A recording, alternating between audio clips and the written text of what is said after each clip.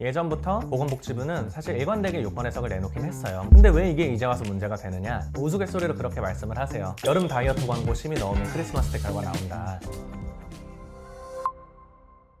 네, 안녕하세요. 의료법 전문 변호사 이혜성 변호사입니다. 네, 오늘은 보건복지부에서 최근 내놓은 요건 해석과 관련해서 영상을 찍게 됐는데요. 사전심의와 관련해서 소위 칼춤 논란이 일어나고 있습니다. 제가 의료법 전문 변호사로서 이 논란이 왜 발생했는지, 관련 내용은 뭔지, 그리고 짧게나마 제 소견까지 한번 말씀을 드려보려고 합니다. 본론으로 바로 들어가자면 의료법상 특정 매체에다가 광고를 하려면 사전심의를 받게 돼 있어요. 여러분들 지나가시면서 뭐 버스 광고나 대형 그 광고판 같은 거 보면은 의료심의필 뭐 이렇게 써 있는 걸 보셨을 거예요. 그게 사전심의를 받았다는 뜻인데, 오늘은 그 사전심의를 받아야 하는 매체 중에서도 특별히 직전 이용자 수가 10만 명이 넘는 인터넷 매체 또는 10만 명이 넘는 SNS, 그런 매체에 광고를 할 때 사전심의를 받아야 되는 내용에 대해 다뤄보려고 합니다. 그래서 이 인터넷 매체가 뭐냐 하면은 네이버, 다음 뭐 이런 것들이 있겠죠. 그리고 SNS는 뭐 당연히 인스타그램, 틱톡, 메타, 뭐 페이스북이라고도 하죠. 그런 곳들이 있을 텐데, 그럼 이제 여기서부터 의문이 생기는 거예요. 이 10만 명의 기준은 뭐냐? 예를 들어서 네이버는 당연히 10만 명 이상이 이용을 하겠죠. 근데 우리 법무법인 도하의 블로그, 그 블로그도 사전심의를 받아야 되는 매체에 해당하는가? 뭐 또 반대로 뭐 인스타그램도, 인스타그램의 전체 이용자 수야 뭐 억명이 넘어가겠죠. 그런데 내 계정은 몇 명 안 오는데 그럼 이 10만 명 이상의 매체로 보아야 하는가? 뭐 이런 논의들이 사실 예전부터 있어 왔어요. 예전부터 보건복지부는 사실 일관되게 요건 해석을 내놓긴 했어요. 뭐 요즘 와서 문제가 되고는 있지만 심의 받아라, 이런 식의 입장이었어요. 근데 왜 이게 이제 와서 문제가 되느냐? 지금까지는 이거 심의를 안 받은 것들이 사건화가 되거나 문제가 되지 않았던 거죠. 그 이유는 크게 여러 가지가 있겠지만, 첫 번째로는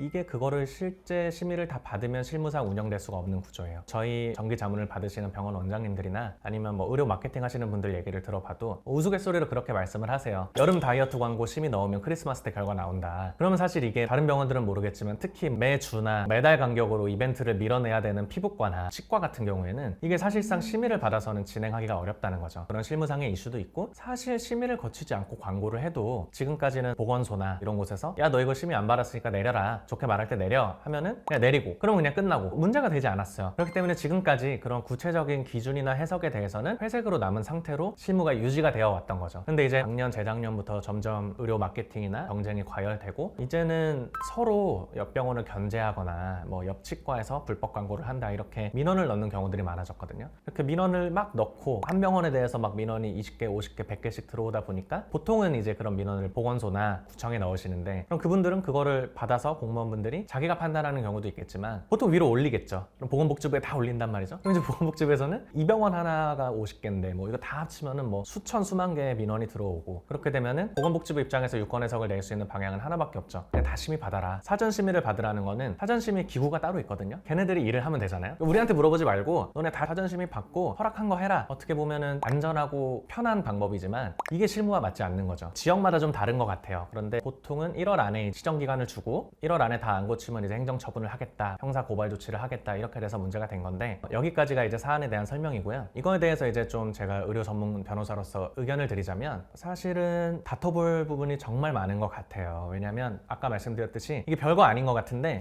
사전심의를 안 하고 광고를 했을 때는 의료법상 형사처벌이에요. 그 형사처벌에 이어서 행정처분까지도 연계가 되어 있습니다. 물론 한 번 걸리면 경고예요. 근데 2번 걸릴 때부터 바로 영업정지까지 들어가거든요. 그런데 문제는 광고글을 하나만 올리는 병원은 없죠. 보통 이렇게 민원이 되고 문제가 되면 뭉텅이로 10개, 20개씩 고발이 들어간단 말이죠. 그러니까 애초에 이게 영업정지까지 그냥 다이렉트로 가는 길이 뚫려버린 건데, 불이익한 행정처분은 일단 후순위로 두더라도 형사처벌을 할 거면 규정 자체가 명확하고 엄격하게 해석이 될 수 있게 잘 규정이 되어 있어야 돼요. 근데 아까 말씀드렸다시피 일단 이 10만 명도 애매해요. 그냥 네이버 이용하는 사람이 10만 명이지 않냐? 그러니까 네이버 안에서 네가 카페를 만들든 블로그를 만들든 전부 심의를 받아라 라고 하는 거는 어딘가 조금 마음에 안 들죠. 그걸 안 하면 형사처벌을 하겠다? 더 이상하고요. 블로그는 그렇다 치고 인스타그램 같은 거는 피드에다가 글을 올릴 수도 있고 스토리에 뭐를 올릴 수도 있잖아요. 그리고 반대로 댓글을 달 수도 있죠. 그러면 이게 피드에 올린 거랑 스토리에 올린 거랑 댓글 단 거가 전부 그냥 인스타그램으로 봐서 다 그럼 심의를 받으라는 거냐? 뭔가 좀 그레이하고 알 수 없는 영역들이 너무 많은데 일단 해, 안 하면 형사처벌을 하겠어. 이 구조가 사실은 변호사로서는 할 말이 굉장히 많은 구조입니다. 그런데 이 부분은 어떻게 보면은 입법론적으로 좀 개선이 돼야 할 부분이기도 하고요. 해석론적으로는 뭐 뭉개버리면 아무튼 10만 명 넘는 인터넷 매체니까 다 받아라 라고 하면은 뭐 저쪽도 할 말이 있는지 모르겠지만 제가 봤을 땐 이게 문제가 되면 한번 대규모로 이제 소송전이 이루어지지 않을까 하는 생각을 하고 있고요. 그리고 이제 이게 처음엔 아마 광고가 문제된다 이렇게 오면은 보건소 통해서 연락이 올 거예요. 그러면 이게 보건소에서도 뭐 일률적으로 고발하거나 하지 않고 우선은 소통을 해보려고 할 텐데 그 단계에서 이제 법무법인의 의견서를 받아가지고 이거는 사전심의 대상에 해당하지 않는다거나 이건 이런 사유가 있기 때문에 업로드에 문제가 없다거나 그런 의견서를 제출하시는 것도 가능합니다. 그리고 그거는 나중에 문제가 돼서 사건이 발생하고 변호사를 수임하시는 것보다는 훨씬 저렴한 가격에 하실 수 있으니까요. 그런 방법도 한번 고려를 해보시면 좋겠습니다. 네, 그래서 개인적으로는 저는 의료법을 계속 보지만